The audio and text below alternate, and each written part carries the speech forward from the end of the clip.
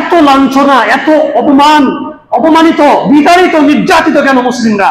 এর কারণ একটাই, শুধু প্রতিবাদের ভাষা, মিছিল আর মিটিং আর প্রতিবাদ। এটা দিয়ে কি হবে?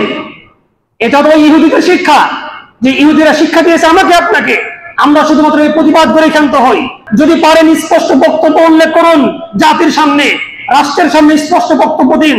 যখন যুদ্ধের আলোচনা করা হয়, জিহাদের কথা বলা হয়, তখন দেখবেন আপনি তাদের কপালে যেন মৃত্যুর ভাঁজ পড়ে গেছে সূরা মুহাম্মদ। কিন্তু আলেম সমাজ আজকে উঠে পড়ে লেগেছে এই বিধানকে মানুষের মধ্যে কিভাবে ভুলিয়ে দেওয়া যায়। আর আলেম সমাজ আজকে মূল দায়ী যারা, তারা হচ্ছে আলেম। জিহাদ কখন ফরজ হয়?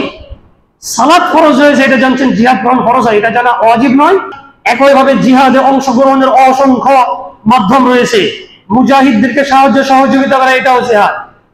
কোন মুজাহিদকে জিহাদের জন্য প্রস্তুত করা, এটাও জিহাদ। তাদেরকে আর্থিক সহযোগিতা করা, সেটাও জিহাদ। তাদের পরিবারকে দেখাশোনা করা, সেটাও জিহাদ। জিহাদের জ্ঞান অর্জন করা, সেটাও জিহাদ।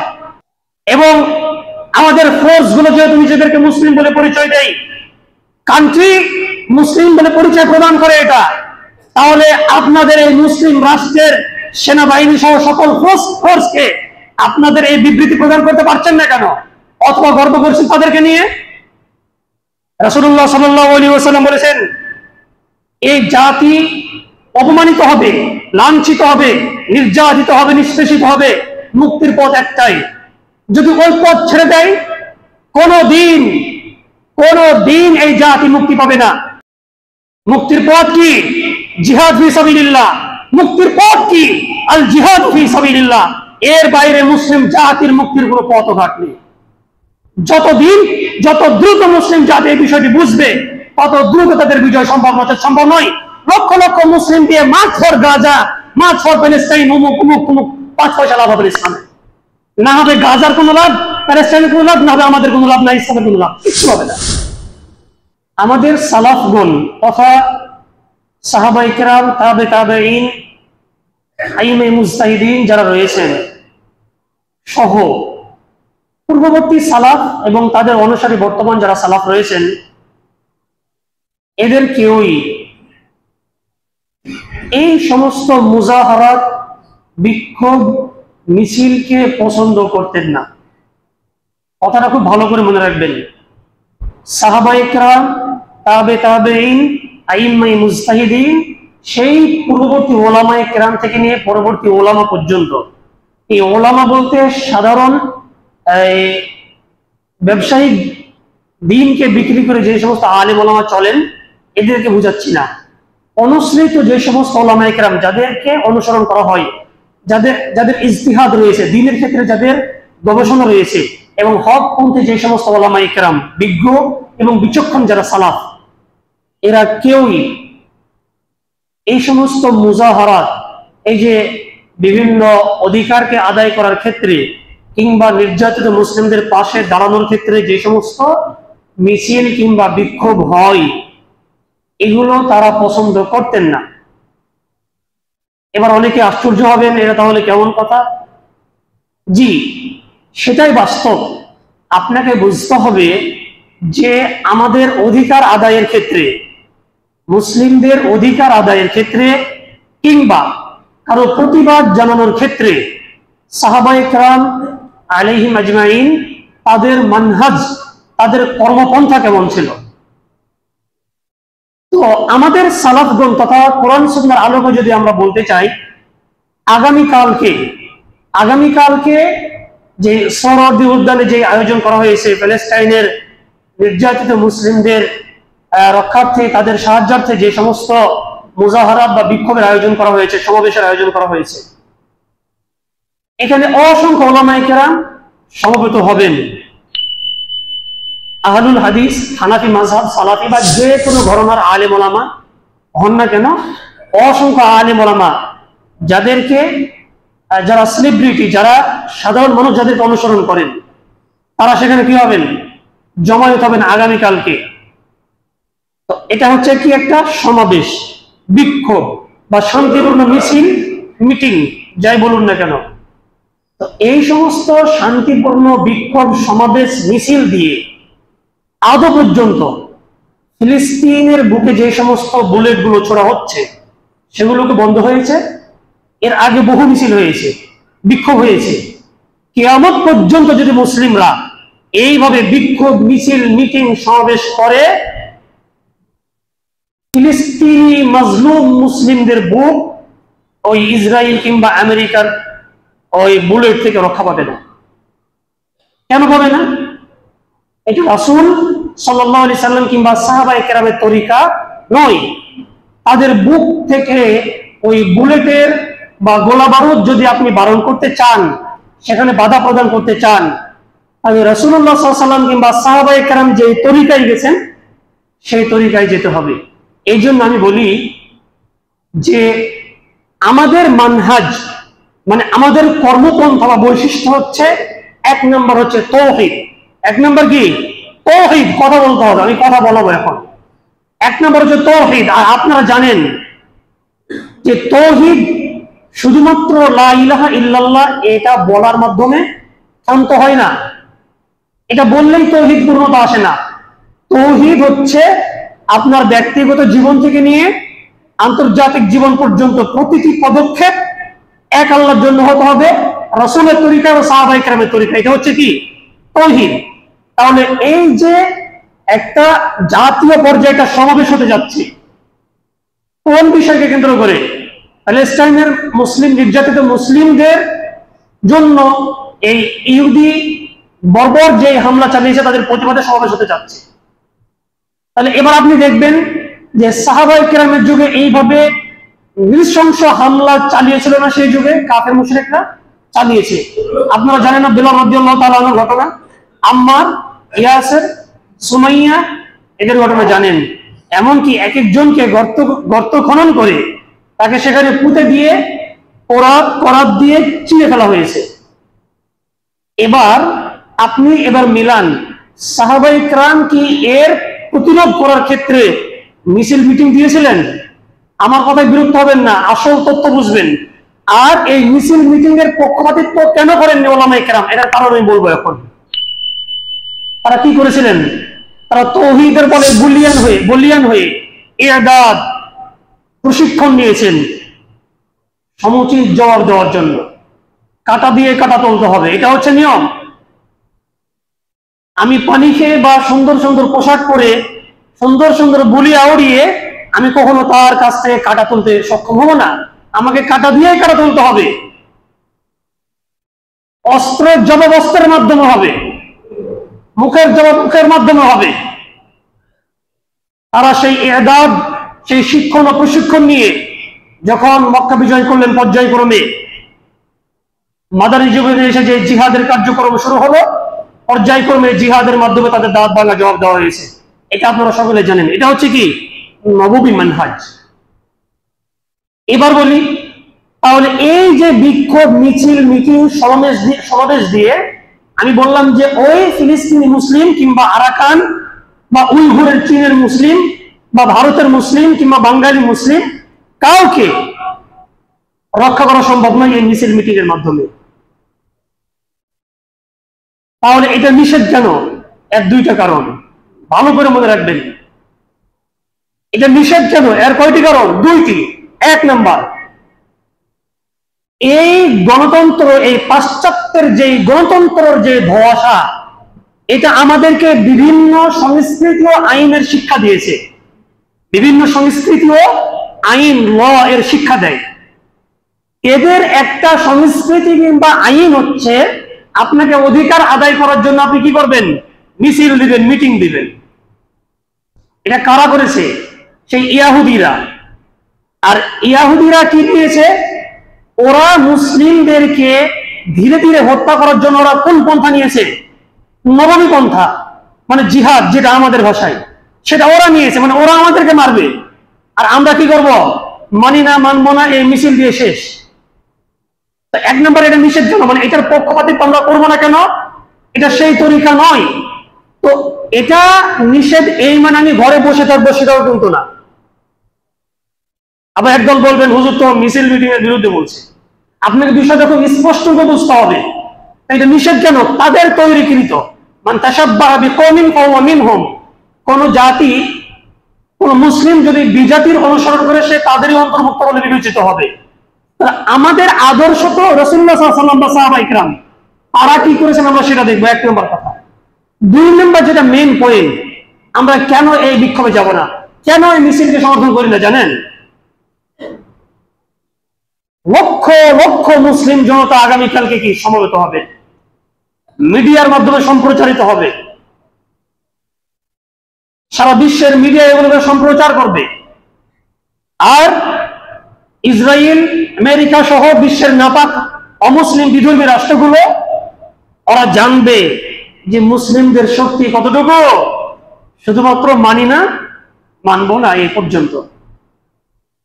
এই মিছিল দিয়ে আপনি ফিলিস্তিনকে মুক্ত করতে পারবেন না। তাহলে ক্ষতি কি হলো? মুসলিমদের যে আভ্যন্তরীণ যে শক্তি ছিল, এই শক্তির পুনর্জাগরণ ঘটিয়ে এই সমাবেশের মাধ্যমে তাদেরকে জানিয়ে দেওয়া হলো যে মুসলিমদের শক্তি, সর্বশক্তি কতটুকু। এখান থেকে শেষ।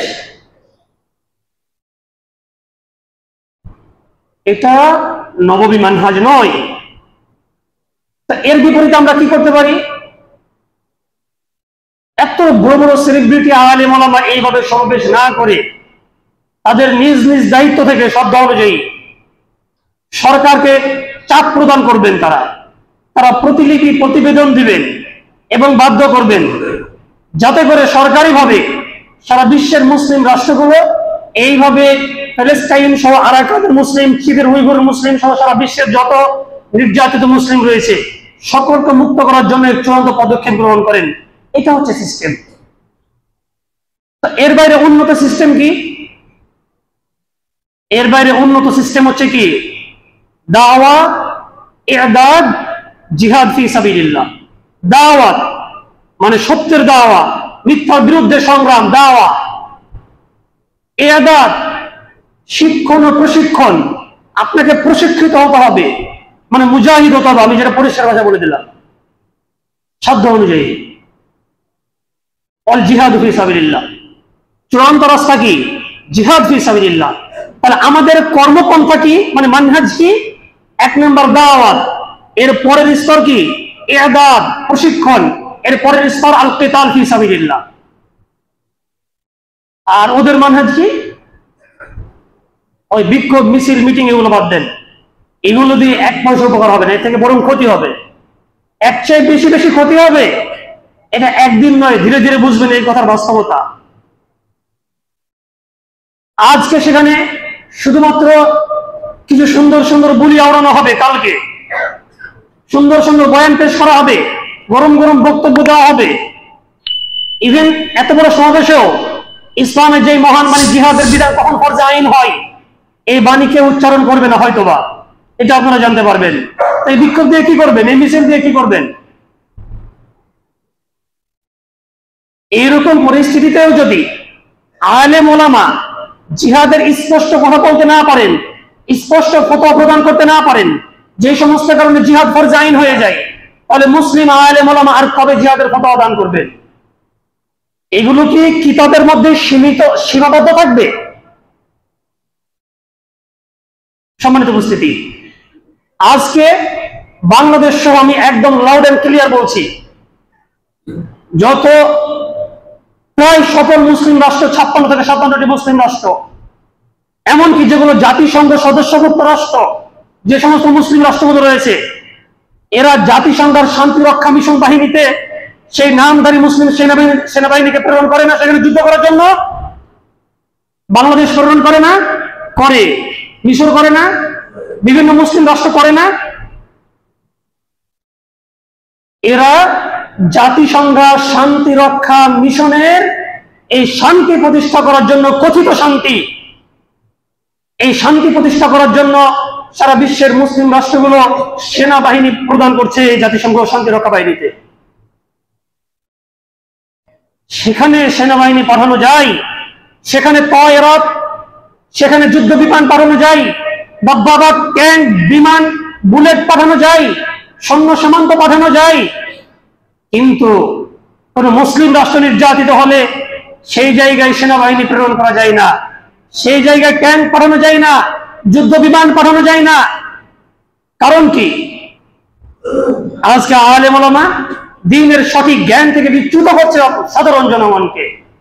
আর এই জিহাদের এবং দ্বীন কায়েমের ক্ষেত্রে সঠিক যেই গুরু দায়িত্ব পালন করবেন একমাত্র আলেম ওলামা।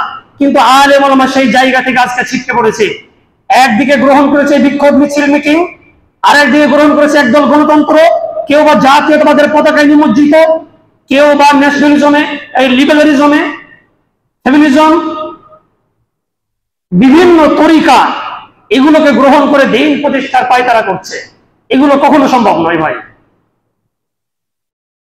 সম্মানিত উপস্থিতি, এই জন্য আমরা আমাদের জায়গা থেকে আহ্বান করবো এবং জোর দাবি জানাবো, বাংলাদেশ সরকার সহ আপন আপন জায়গা থেকে সারা বিশ্বের যত মুসলিম রাষ্ট্র রয়েছে, এরা যেন এহেন পরিস্থিতিতে জোরালো পদক্ষেপ গ্রহণ করেন এবং তারা এক হয়ে মুসলিম জাতির পক্ষে লড়ে গিয়ে যারা শুধু প্যালেস্টাইন নয়, সারা বিশ্বের যত নির্যাতিত মুসলিম রয়েছে এদের প্রতিশোধ গ্রহণ করেন। এটা আমাদের জোরালো দাবি। সম্মানিত হাজিরিন, তাহলে যেটা বলছিলাম, এই সমস্ত মিছিল মিটিং দিয়ে কোনো ফায়দা আসে না। ফায়দা যেই জায়গায় আসবে সেই জায়গা আমাদেরকে যেতে হবে। এই জন্য চুপ থাকা ভালো। আপনি দাওয়া কাজ করেন, আপনি ইরশাদ করেন, আপনি বিভিন্ন প্ল্যাটফর্মে পেশাজীবী, চাকরিজীবী, কর্মজীবী যে জায়গায় রয়েছেন এদেরকে গোপনে বা যে কোনো পন্থায়, যে কোনো তরিকাতে তাদেরকে দাওয়া দেন, সঠিক মানহাজ, সঠিক শিক্ষার দাওয়া দেন এবং তাদেরকে দিয়ে আমরা আমাদের কাজ করে নিতে চাই। আজকে যে সেনাবাহিনী বা যে ফোর্স তাগুতি জাতিসংঘ শান্তিরক্ষা মিশনের জন্য কাজ করে যাচ্ছে, আমরা চাই তাদেরকে, যেহেতু তারা নামধারী মুসলিম, জন্মসূত্রে তারা মুসলমান এবং মুসলিম বলে তাদেরকে পরিচয় দেয়, আমরা চাই আমাদের দাওয়াত তাদের পর্যন্ত পৌঁছে যাক এবং তাদেরকে দিয়ে সেই তাগুত বাহিনীকে সমুচিত জবাব দেওয়ার জন্য আমরা ব্যবহার করতে পারি না? অবশ্যই পারি। তো সেই সমস্ত সেলিব্রিটি আলেমদের মুখ থেকে এই সমস্ত বক্তব্য বের হচ্ছে না কেন? সম্মানিত হাজরিন, বাড়ির খুঁটি যদি হয় সালাত, জেনে রাখবেন বাড়ির সেই সাদ হচ্ছে আল জিহাদ ফি সাবিলিল্লাহ। একটা অপরটা আঙ্গাঙ্গি ভাবে জড়িত। খুঁটি যদি নষ্ট হয়ে যায়, ভেঙে যায়, পচে যায়, বাড়ি যেমন টিকবে না, একই ভাবে যদি সেই বাড়ি খুঁটি থাকে কিন্তু ছাদ না থাকে, এখানে শিলাবর্ষণ হবে, বৃষ্টি হবে, রোগ হবে, একইভাবে বাড়ির কোনো মূল্য থাকবে না। এই জায়গাতে আলেম ওলামা আজ পর্যন্ত পিছিয়ে রয়েছেন। সম্মানিত উপস্থিতি, আল্লাহ তাআলা আমাদের সঠিক বুঝ দান করুন, আল্লাহুম্মা আমিন। এই জন্য আমি আলোচ্য বিষয় নির্ধারণ করেছি দ্বীন প্রতিষ্ঠার ক্ষেত্রে নববী মানহাজ। সঠিক বাংলায় বলতে গেলে দ্বীন প্রতিষ্ঠার সঠিক পদ্ধতি। আমরা এটাকে সিরিয়ালি, মানে সিরিজ আকারে আলোচনা করব। এক বক্তব্যে আলোচনা করা সম্ভব নয়। এখানে আমাদের শুরুতে আসবে তৌহিদ, এরপরে আসবে আমাদের জামাআত, ঐক্যবদ্ধ থাকা, এরপরে ইমারা, খিলাফা, জিহাদ ফি সাবিলিল্লাহ, ফজিলতুল জিহাদ, বিভিন্ন বিষয়ে ধারাবাহিকভাবে আলোচনা আসবে, একটা আরেকটার সাথে আঙ্গাঙ্গিভাবে জড়িত। আমি যদি একটা শুনি আরেকটা না শুনি, স্কিপ করে চলে যাই, আমি সেখানে বিভ্রান্ত হতে পারি। এই জন্য উদাত্ত আহ্বান জানাবো, আলোচনা গভীর মনোযোগ দিয়ে শুনবেন এবং ধারাবাহিকভাবে নিয়মিত আজানের পূর্বে আসবেন এবং আলোচনা মনোযোগ সহকারে শুনে সেটা গেঁথে নেবেন। তো যেটা বলছিলাম, আমি দুটি হাদিস বলতে চাই। বিশুদ্ধ সনদে বর্ণিত আবু দাউদের হাদিস, সাওবান রাদিয়াল্লাহু তাআলা আনহু তিনি বলছেন, আপনারা সকলে জানেন যে আজকে সারা বিশ্বের প্রায় জনসংখ্যা 800 কোটিরও বেশি। 800 কোটি জনসংখ্যার মধ্যে প্রায় 200 কোটির বেশি হচ্ছে কারা? মুসলিম, প্রায় 24%। আর অপরদিকে যদি ইহুদিদেরকে হিসাব করতে যাই, এরা 0.5%ও হবে না। তাহলে তাদের সামনে আজকে সারা বিশ্বের মুসলিমরা নির্যাতিত কেন? আশ্চর্যের বিষয়, আপনারা ইতিমধ্যে জেনেছেন যে রোহিঙ্গা নির্যাতিত মুসলিমদের অবিসংবাদিত নেতা মুজাহিদ, তিনি বাংলাদেশের চিকিৎসার জন্য এসেছিলেন। তাকে আজকে চিকিৎসা না দিয়ে তিনি জেলখানায় পাহারা তিনি জেলখানায় ভাত খাচ্ছেন। আজকে তিনি জেলে বন্দী রয়েছেন। তার দোষ কি ছিল? তিনি তো আরাকান সহ রোহিঙ্গা মুসলিমদেরকে মুক্ত করতে চেয়েছিলেন, তাদেরকে সাহায্য সহযোগিতা করতে চেয়েছিলেন। তিনি তো অস্ত্র শস্ত্র নিয়ে বাংলাদেশে আসেননি, তিনি আসছেন শুধুমাত্র চিকিৎসার জন্য, আজকে কেন তাকে বন্দী করা হলো?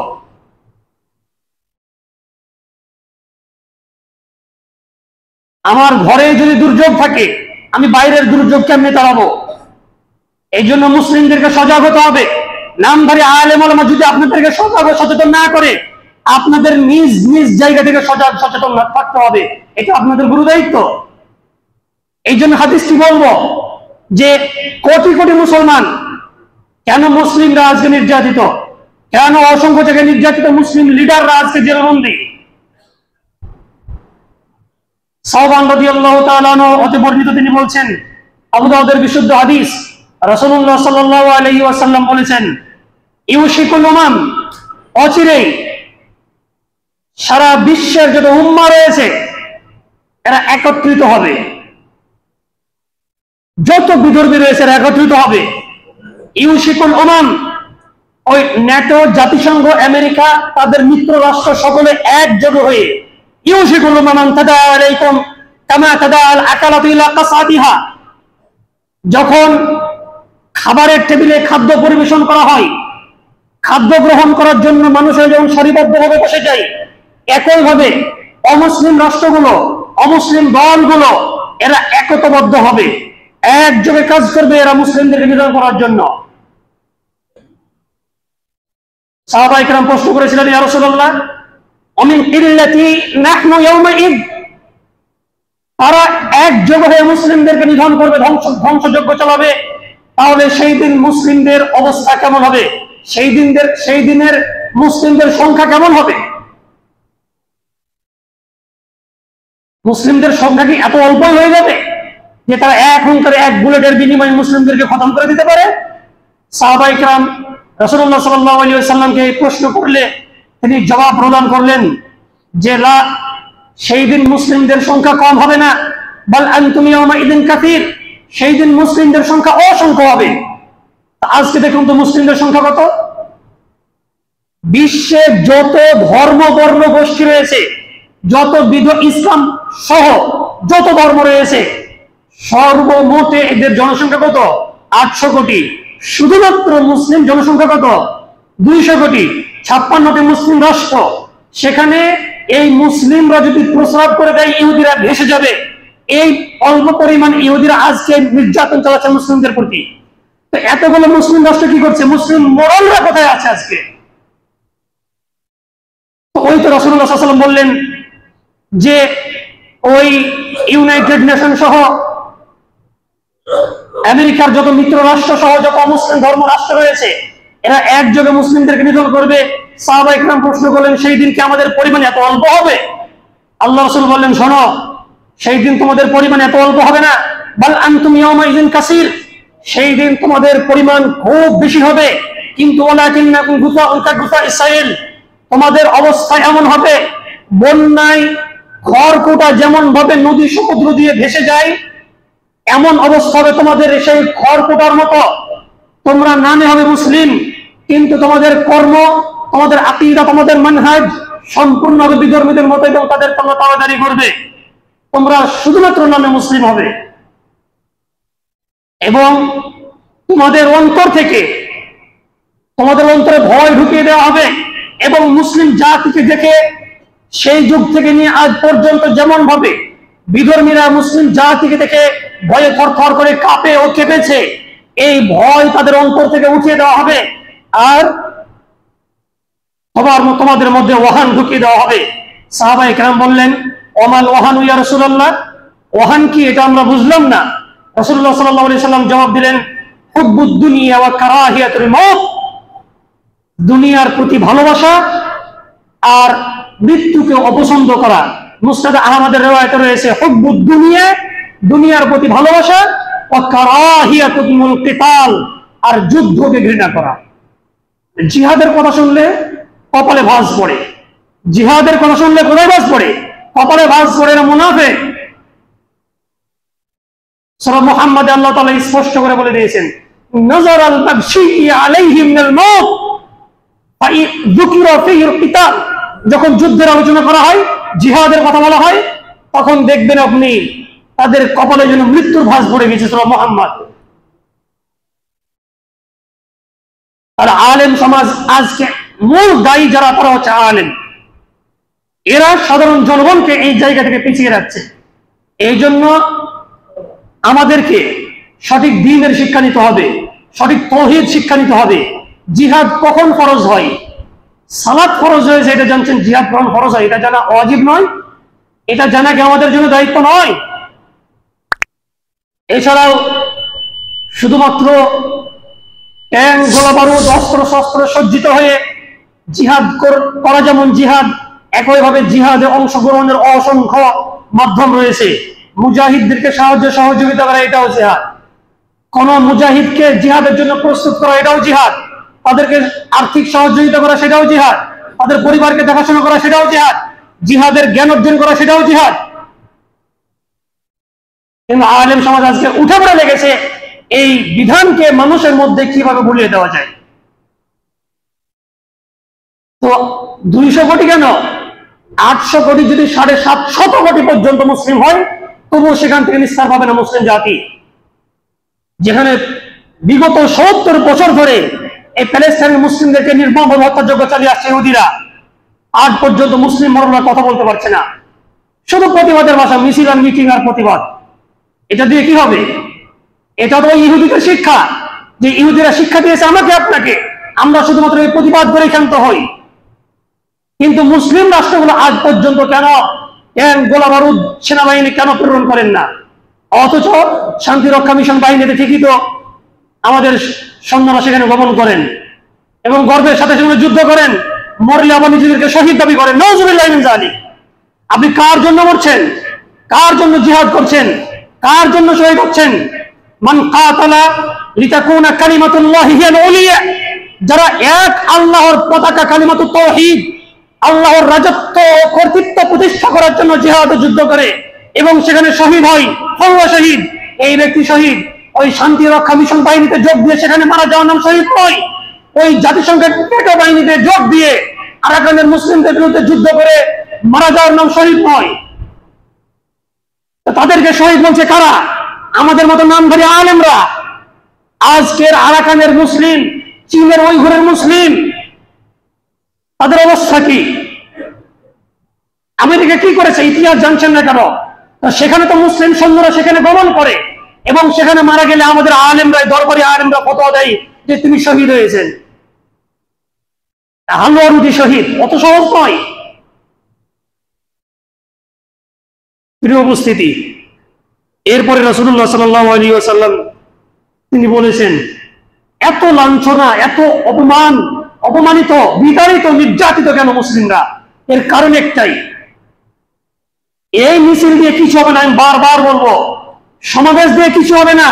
যদি পারেন স্পষ্ট বক্তব্য উল্লেখ করুন, জাতির সামনে, রাষ্ট্রের সামনে স্পষ্ট বক্তব্য দিন। এবং আমাদের ফোর্স গুলো যেহেতু নিজেদেরকে মুসলিম বলে পরিচয় দেয়, কান্ট্রি মুসলিম বলে পরিচয় প্রদান করে এটা, তাহলে আপনাদের এই মুসলিম রাষ্ট্রের সেনাবাহিনী সহ সকল ফোর্সকে আপনাদের এই বিবৃতি প্রদান করতে পারছেন না কেন?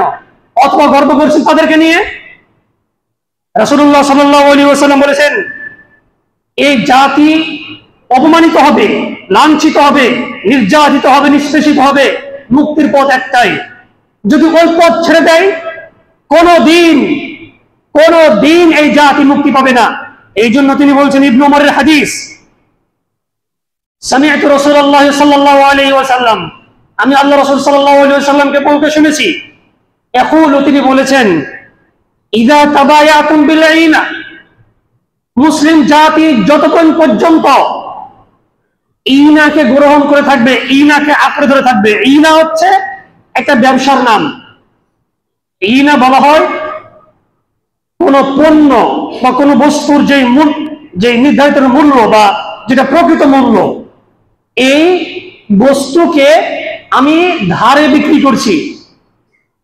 মনে করুন এই মোবাইলের মূল্য 20,000 টাকা, এটা নগদে বিক্রি না করে আমি ধারে বিক্রি করছি আপনার নিকটে 35,000 টাকায়, বা কম বেশি বিক্রি করছি। এটাকে বলা হয় ইনা। এটাকে ব্যবসার নাম। এটা আন্তর্জাতিক মহলে সমধিক পরিচিত। অন্যদিন সময় হলে আমি এই বিষয়ে আলোচনা করবো ইনশাল্লাহ। তো এটা একটা ব্যবসার বিষয়। যাই হোক, তো এটাকে নিয়ে মুসলিম জাতি যতদিন আঁকড়ে ধরে থাকবে, অরাদিতুম বিজ্জার, যতদিন পর্যন্ত এই কৃষি চাষাবাদ নিয়ে ব্যস্ত থাকবে, চাকরি বাকরি নিয়ে ব্যস্ত থাকবে, এবং এই যে আখাযতুম আযনাবাল বাকার, গরুর লেজ ধরে থাকবে, এগুলোর মানে কি? আমার ব্যবসা প্রতিষ্ঠান, শিক্ষা প্রতিষ্ঠান, চাকরি বাকরি, ব্যবসা বাণিজ্য, স্ত্রী, পরিবার, এই দুনিয়ার ভালোবাসা, বাড়ি গাড়ি, টাকা পয়সা, এগুলো নিয়ে মুসলিম জাতি যতদিন পড়ে থাকবে, আর তারাক্তুমুল জিহাদ ফি সাবিলিল্লাহ, এগুলোকে আঁকড়ে ধরে থাকবে, আর জিহাদকে তোমরা ছেড়ে দেবে, আল্লাহর রাস্তায় জিহাদ করাকে তোমরা ছেড়ে দেবে, সেটাকে ভয় পাবে, সেটাকে সন্ত্রাসী, উগ্রবাদী, জঙ্গি, খারেজি ইত্যাদি বিভিন্ন ট্যাগ প্রদান করবে।